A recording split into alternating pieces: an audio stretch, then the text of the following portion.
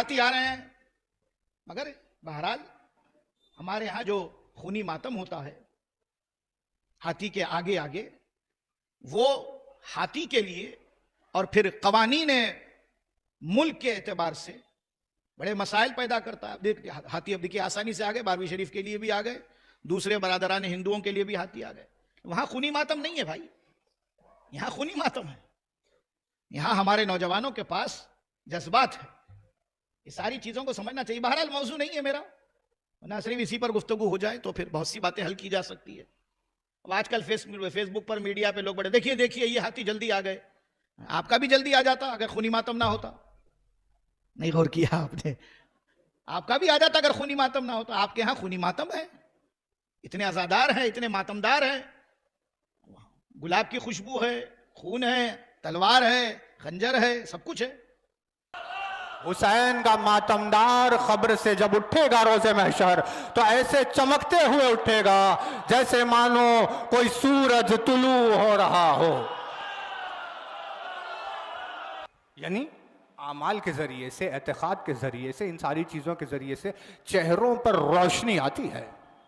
और हमारे लिए तो ऐसे बुजुर्गों के ऊपर बेइंतहा सलाम है कि जो अपने वजूद से, अपने एतकाद के जरिए से हमारे सामने मिसाल कायम कर देते हैं।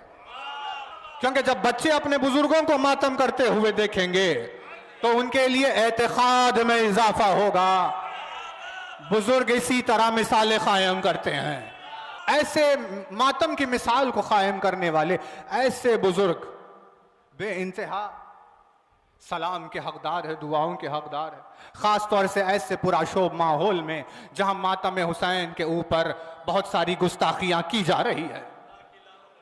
यानी इनका ये खून भरा हुआ चेहरा जो रुखे में लगा हुआ, इनका ये खून भरा हुआ चेहरा उस बदबख्त के मुंह पर तमाचा है।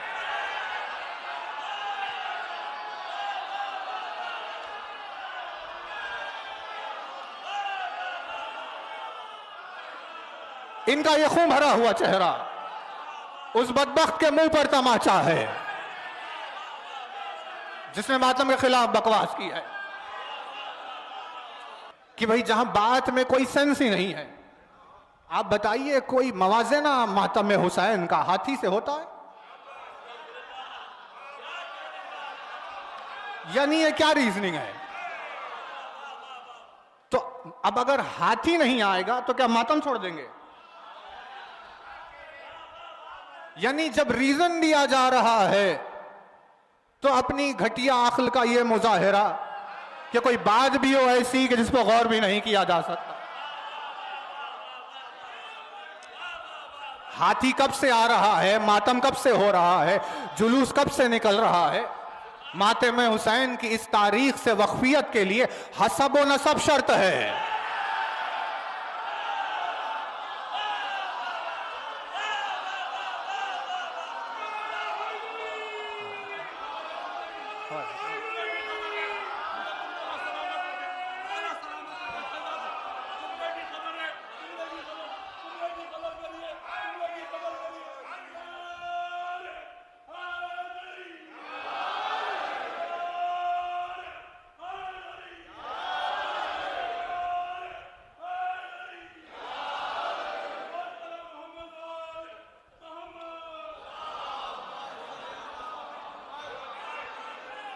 मातम हुसैन की तारीख से वक्फियत के लिए हसब व नसब की शर्त है।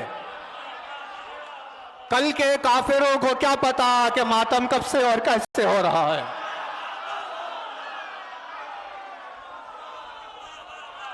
यानी मातम हुसैन की तारीख क्या है, अब ये कल के काफिर बताएंगे कि जुलूस कैसे निकलता था, मातम कैसे होता था, सवारी कैसे आती थी। भाई हेर फेर, लूट मार, मकरो फरेब जो सूट होता है वो करिए, दीनदारी से ताल्लुक ही क्या है। मातम हुसैन के लिए जो शराइत है ना भाई, नमाज के लिए शराइत है, हज के लिए शराइत है, जिहाद के लिए शराइत है, सबके लिए, रोजे के लिए शराइत है, वैसे ही मातम के लिए भी कुछ शराइत है जिनमें एक हसब व नसब का पाक होना होता है। वो खून जो रगों में बहने के काबिल नहीं, वो मातम में क्या निकलेगा। बस बात तमाम हो गई। मरहूम का ये चेहरा, मातम हुसैन में खून भरा हुआ ये मरहूम का चेहरा हमारे लिए हिम्मत का सामान और ऐसे गुस्ताखों के मुंह पर तमाचा है। इस सिनो साल में मातम का ये जज्बा, इस सिनो साल मातम का ये जज्बा, यानी बात पता चल रही है इस तरह जिस तरह से ये खून बहा रहे थे, इसी जज्बे से हमें अंदाजा होता है कैसे नाम हुसैन बूढ़ों को जवान कर देता है। फैसला कुन कलाम अर्ज किया और इरशाद फरमाया कि भाई इसे फर्श मातम पर देखा नहीं है, इसे फर्श मातम पर देखा नहीं है, ये फासिक मुसल्ले पर क्या कर रहा है।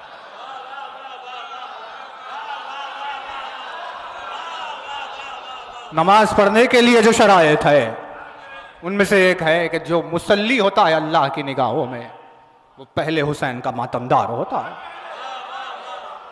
तभी अल्लाह की निगाहों में मुसल्ली बन सकता है।